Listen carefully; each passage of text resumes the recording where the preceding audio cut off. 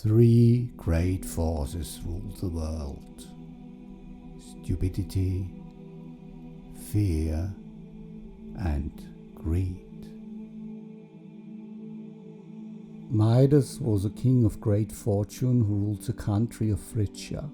He had everything a king could wish for.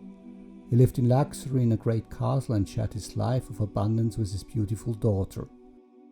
Even though he was very rich, Midas thought that his greatest happiness was provided by gold. Money was his obsession.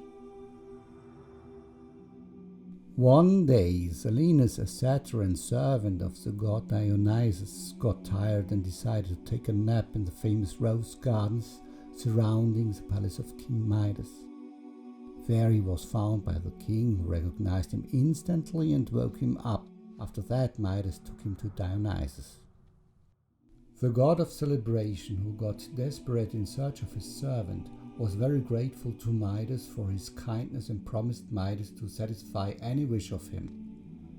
Midas thought for a while and then he said, "I wish that everything I touch becomes gold."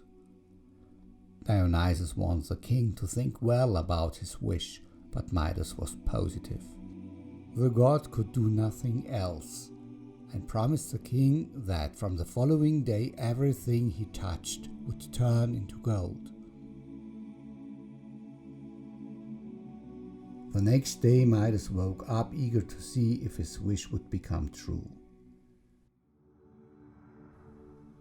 He extended his arm and touched a pillar that immediately turned into gold. Midas jumped with happiness.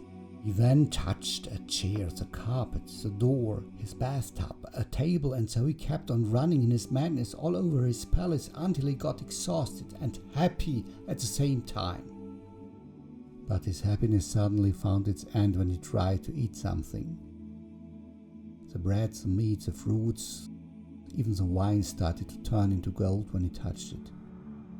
Suddenly he started to sense fear. How should he survive if he couldn't consume any food or drinks at all?